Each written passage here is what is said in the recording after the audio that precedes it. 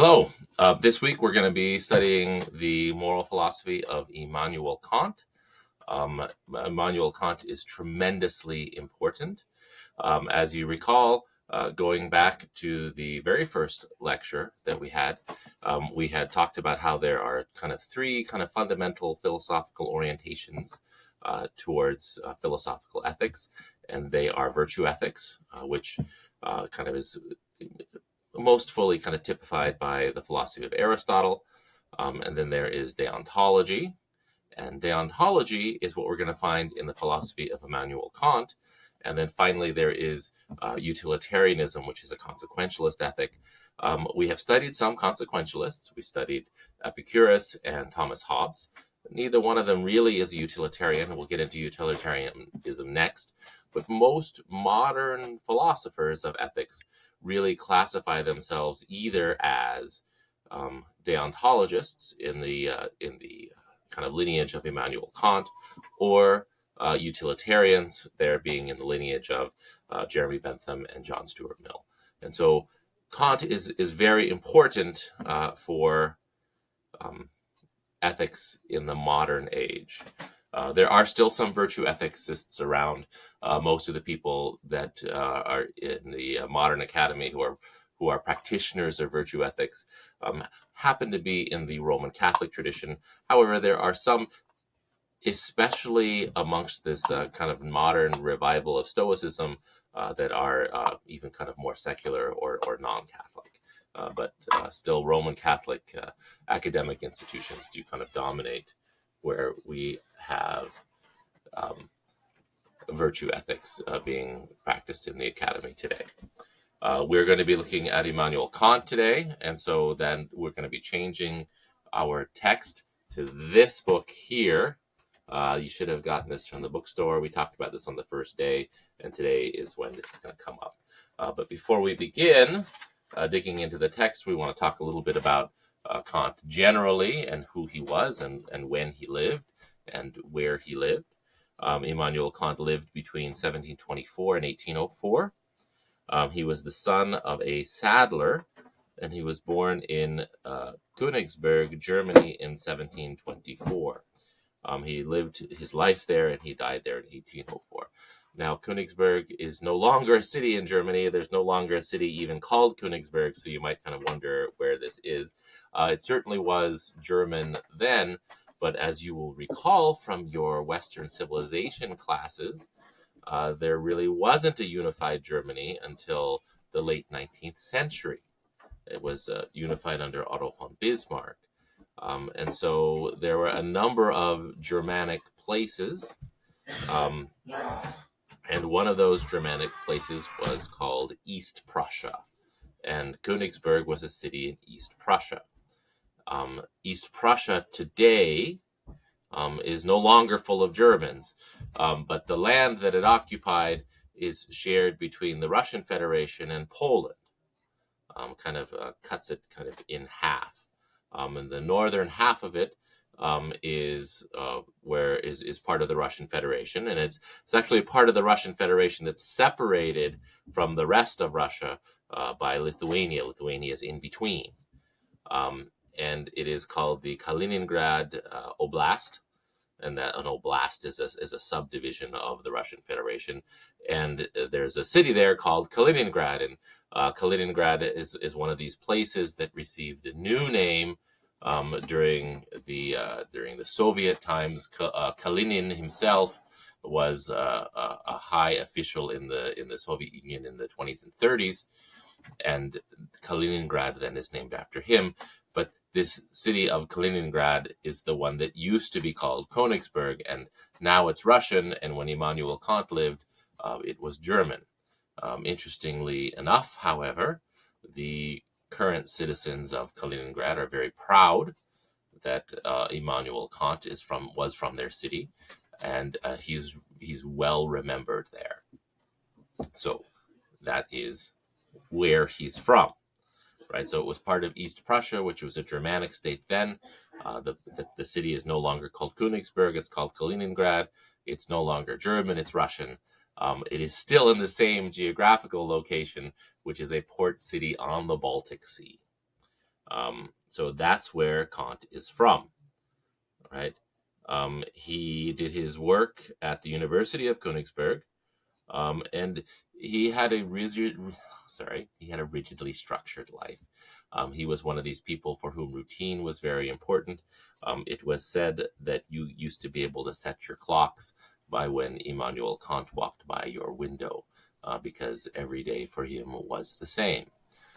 Um, Finlandia is a confessional Lutheran institution.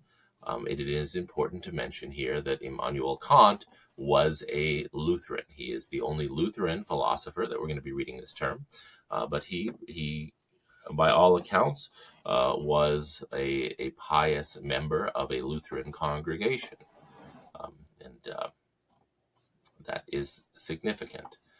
The background on Kant, and Kant is an Enlightenment thinker.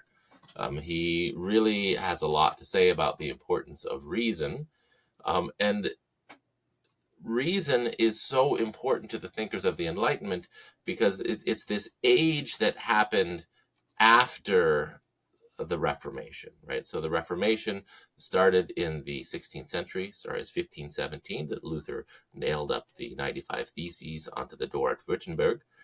and and then you had really a couple of centuries of war, right? You had some religious wars in the 16th century, and then those developed into these more general, broader wars in the 17th century. And we talked about it a little bit with Thomas Hobbes. We had mentioned that during the 17th century, you had the 30 Years' War in uh, continental Europe, where you had really all of the powers involved in a more or less total war with one another, right? And you had the Kingdom of Sweden with Gustavus Adolphus, you had the Kingdom of France, you had the Kingdom of Austria, you had Russia involved, and all of these wars that kind of came about after the Protestant Reformation. Um, and one of the reasons was that prior to this in Europe, the church was involved somewhat in the regulation of warfare. And now that the church had kind of lost its place, um, and that role had been subsumed by um, the states kind of were flexing their muscles and spent a lot of time at war with one another, and life was difficult. After this period, the intellectuals of Europe really turned towards reason, thinking that a lot of the motivations for wars in the um, 16th and 17th centuries had been religious. And that was true for some of them, but in many cases it was not true. There were political reasons, really, and historians believe political reasons masquerading often as religious reasons for these wars. But nonetheless, the Enlightenment thinkers had a different view. They were suspicious of religion and suspicious of dogma, and they turned to reason then as a way that human beings could resolve their differences with less argument and less kind of of the damage from warfare. And this is part of Kant's project, right? Kant wanted to develop a moral system that was not based on revelation, and was not based upon a religious tradition. Now you have to remember that virtue ethics at this time really was identified in many ways with the Roman Catholic Church because of the work of St. Thomas Aquinas and other medieval theologians. So Kant wanted to give us a new type of moral philosophy that was going to be free from all of that baggage. And so that is what he developed um, in his ethical system. Now, his ethical system is referred to as deontology, right? And like a lot of words, deontology has Greek roots. It's got two roots. The first of these is deon, which is the Greek root for duty, and then the other root word is logos, right? And so we see this root logos in many of our sciences, biology, uh, um, uh, and now they escape me. Biology, geology, the sciences often end in this ology, and that comes from the Greek word logos, which means to give an account. And so what deontology then is an account of duty, and that's what Kant was up to.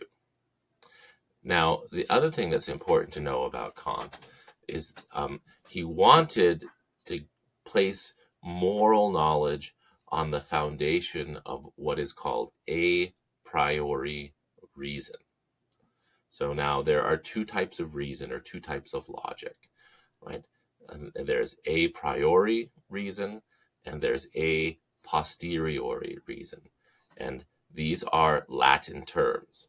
The term is a priori. It's two words, the word a by itself, and priori, Priori, a priori. It's one term that's composed of two Latin words, a priori. And then the other term is a posteriori. And it's again, it's the same. It's two words, the word a by itself, and then the other word posteriori. And that means after experience. So we have logic that's prior to experience and logic that's after experience. These are the two types of reasoning, right? And we might think to ourselves, well, wait a second, how is anything prior to experience? We have experience in the world before we know anything about it. We might think back to our childhood, and even back to our earliest memories. And all of us know that we have experiences that are earlier even than our earliest memories. And so experience is prior even to memory. And memory, it seems like, is prior to our ability to reason. So how does this work? And the answer is that, well, we're not talking about a distinction that is a temporal distinction, a distinction that's talking about prior in time. When we're talking about a priori or a posteriori reasoning, we're talking about a categorical distinction or an ontological distinction, where we have reasoning that is logically prior to experience or logically posterior after experience. Well, what does that mean? What does that look like? Well, it's probably easier to talk about a posteriori reasoning because it's more familiar to us. And so a posteriori reasoning, this reasoning that's after experience, a good example of this would be the scientific method. And so we know a lot about the scientific method. You know, we learn this stuff in school, where we go out and we observe nature, and we look at nature, and we collect data, and then after we collect data, then we analyze it and try to logically and reasonably explain how we arrived at the data that we got, right? So we take the experience that we have out in the world and we reason about that experience. That, in essence, that's what scientists do. They reason about our experiences in the world.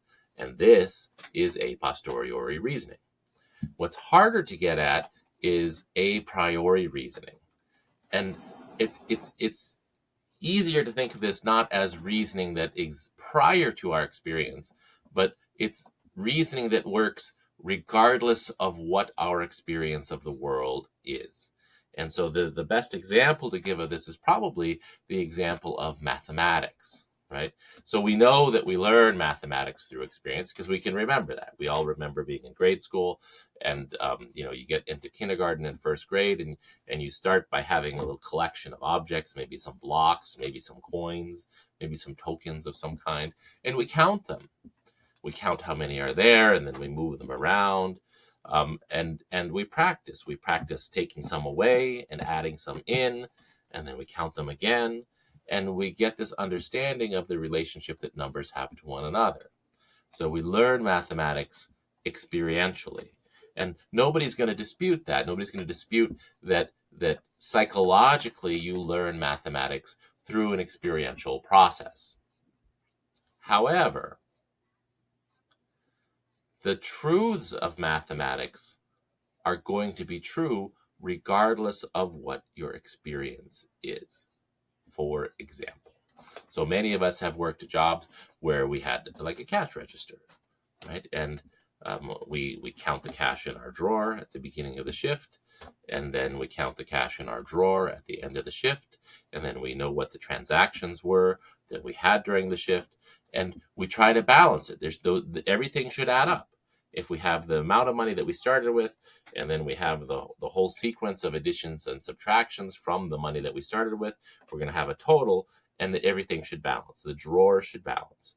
So anybody who's worked a job where you had to work a cash register, you know the importance of balancing your drawer at the end of your shift, right? Because that tells you where the money is.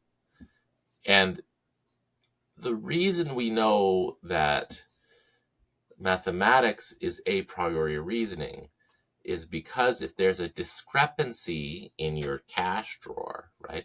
If the math tells you a different number that should be in the drawer than what you're able to count in the drawers, right? So if the data from the world is different than what the reasoning tells you it should be,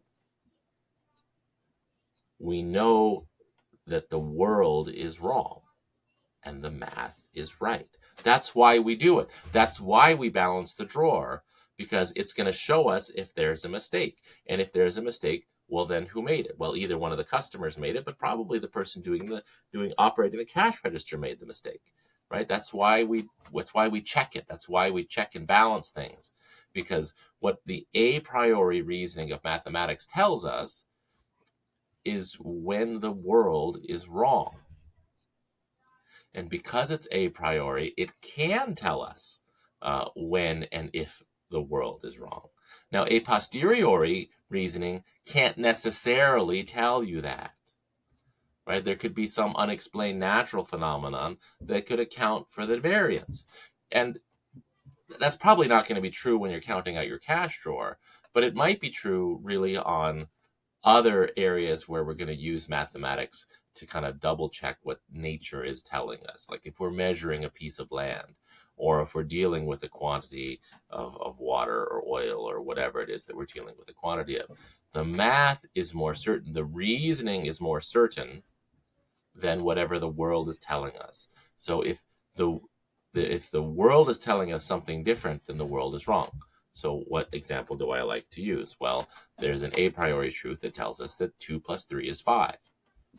2 plus 3 is always going to be 5. It's never going to be 4, and it's never going to be 6. It's always going to be 5. And so if we find an instance in the world where 2 plus 3 is 6, we know that there's something wrong. We know that it's impossible for 2 plus 3 to ever be 6 because it can only ever be 5. It doesn't matter what our experience tells us. There's only one answer to that question. Now, there are different methods of mathematics now, different kind of base number systems and different kind of geometric systems that what do? They redefine the number to mean something else. And it's possible that in one of those systems that 2 plus 3 could equal something other than 5, but not really, because what are we doing? We're redefining what we mean by our terms. There's an absolute logical necessity that 2 plus 3 will always be 5. We have a lot of certainty, and it's true regardless of our circumstances. Right? And this kind of absolute mathematical certainty is the kind of certainty that Kant wanted to get, that he wanted to get in his moral philosophy. And so as we read through the text, and it can be a difficult text, and we're gonna read through it all, and we're gonna discuss it all. But as we read through the text, he's going to talk a lot about reasoning and rationality and these categories that exist prior to our experience of the world. And we want to know that that's why he's doing that. That's where he's going with this discussion, right? Because for Kant, if we're dependent upon looking at something in the world to tell us what the right thing is to do, then we could be making an error. We could be making a mistake. And Kant's Enlightenment orientation is about eliminating that as a possibility. And the reason why he is motivated to do this is because he has seen a couple of centuries of warfare that were caused by what he views as religious dogmatism, or non-rational thought, not irrational, non-rational thought. And he wants to avoid that. He wants to give us a new foundation for ethics, right? And primarily, when the foundation that Kant is giving us for ethics in his new foundation, it's a non-religious foundation. He's giving us a non-religious foundation, himself looking at Aristotle, not Aristotle per se, but the virtue ethics tradition, and seeing that kind of promoted and promulgated, especially by the Roman Catholic Church, and seeing as that as problematic, as tainted with dogma, and not always reasonable and rational. And what he wants to do is give us a reasonable and rational ethics, something that we can always rely on and depend upon. So we're going to get into the text a little bit in this lecture. This is our text. The preface is really pretty short. I would encourage you to read through it. So we're going to talk about it a little bit. So the preface starts on page 1. You don't need to read the introduction. The introduction was not written by Kant, but the preface was. And the way that you can tell is, at least in this book, is they give us a facsimile of the title page of the original work here right before us, right? And so in the preface, Kant is kind of talking about this distinction.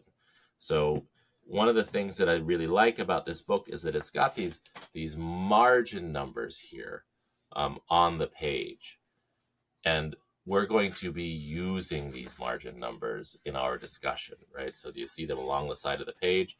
And if you read a lot of philosophy books, you'll see that a lot of philosophy books have some kind of margin number there. And what that is that's the standard pagination. So for a lot of these texts that are a little bit older, like Immanuel Kant having been written this in the 18th century, there are critical editions that were prepared by scholars later. So there's a critical edition of the works of Immanuel Kant that is scholarly prepared. That this translation then was prepared from, and then published in this small volume. But they're going to give us the pagination from the critical edition, the standard pagination. And the reason that they do that is so that scholars and students can talk to one another about where things occur, regardless of the translation or the edition that they're reading. So you'll find this in this book.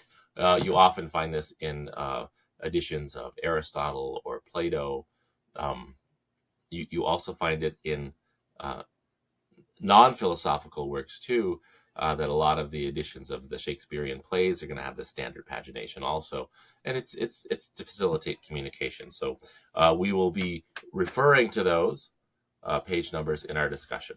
So what we have there, really in the second paragraph, this would be on 387, so right before the 388 starts. He's going to kind of tell us some of his scope, right? He's going to make this distinction. He says formal philosophy is called logic. Material philosophy, however, has to do with determinate objects and with the laws to which those objects are subject. And such philosophy is divided into two parts, because these laws are either laws of nature or laws of freedom. The science of the former is called physics, while that of the latter is called ethics. They are also called a doctrine of nature and a doctrine of morals, respectively. So he's narrowing in on his subject matter. He's saying logic cannot have any empirical part. Right? So what is that? That means it's a priori. Right? That is a part in which the universal and necessary laws of thought would be based on grounds taken from experience. For in that case, it would not be logic. That is, a canon for understanding and reason, which is valid for all thinking, and which has to be demonstrated. Right? Then he says nature and moral philosophy, on the contrary, can each have an empirical part. Right? So we know this. To study nature, you have to go look at it. Right? And Aristotle was telling us that to study ethics, you have to go look at it. Right? So this is where he's coming in. Right? So far, no surprises. But then he says down there, close to the bottom of our page, and this is on 388 of the standard pagination, he says, in this way there arises a twofold metaphysics, a metaphysics of nature and a metaphysics of morals. So, and he's not going to be talking about the metaphysics of nature. He is going to be talking about the metaphysics of moral. Right? He says physics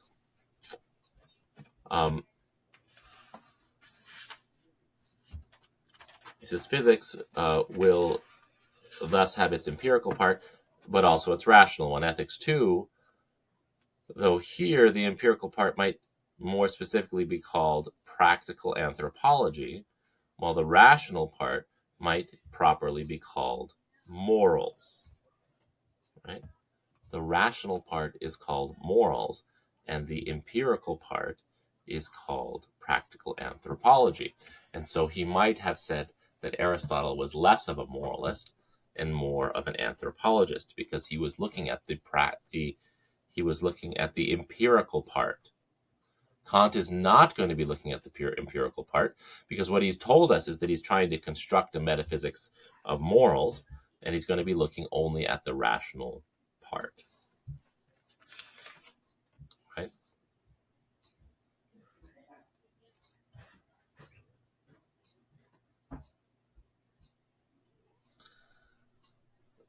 And then let's kind of skip to the very end of the preface there, 392 in the margin. So this is page 5 in our text. He says the present grounding, right, and then in brackets it has Grundlegung, that's the German, is, however, intended for nothing more than seeking out and establishing the supreme principle of morality. That's what he's trying to do, the supreme principle of morality. This constitutes by itself a task which is complete in its purpose and should be kept separate from every other moral inquiry. That's what he's up to. Right? So the method adopted in this work, this is at the bottom of the page here, the method adopted in this work is, I believe, one that is most suitable if we proceed analytically from ordinary knowledge to a determination of the supreme principle, and then back again synthetically from an examination of this principle and its sources to ordinary knowledge where its application is found. Therefore, the division turns out to be the following. And this is the plan of the text here, 3 sections. The first section, the transition from ordinary rational knowledge of morality to the philosophical. And then the second section, the transition from popular moral philosophy to a metaphysics of morals, right? So that's what he's trying to get to. And the third section is the final step, from a metaphysics of morals to a critique of pure practical reason. Okay, so it's an ambitious plan. It's an ambitious plan. He's trying to sketch out a rational morality, something that we can depend upon, something that's going to kind of be like mathematics is, but for morals, something that's not subject to doubt or disagreement or misunderstanding. That's his goal. Now, I'm not sure that he achieves it in the way that he wants. Certainly, he gives us a rational structure, but then there are a lot of Kantian moralists out there who've been arguing with one another for a long time and not necessarily coming to the same conclusions as each other. So there is room for discussion and debate and argument. But we can see already that this is a very different plan than what Aristotle had.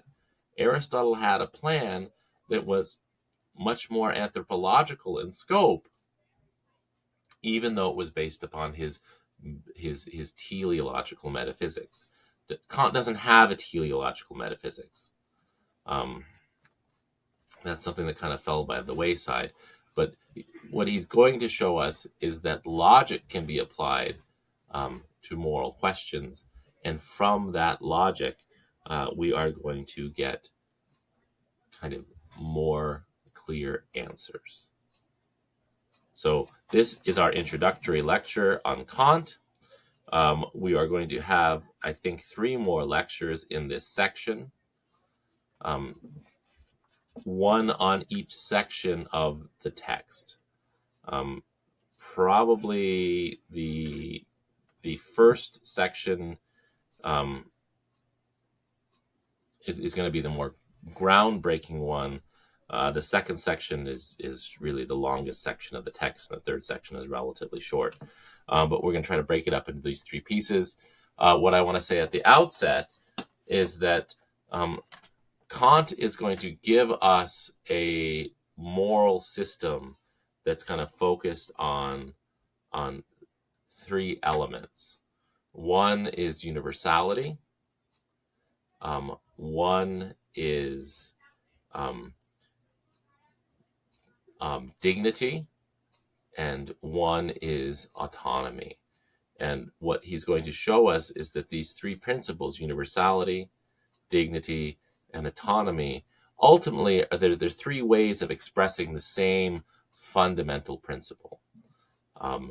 And we are going to talk more about that next time. The first thing that he's going to talk about is universality, because for him it's important that moral principles apply in all circumstances, just like math. Math applies in all mathematical principles, and he wants moral principles to apply in all moral circumstances. And that's going to be the first step, and we will talk about that more in depth on the next lecture.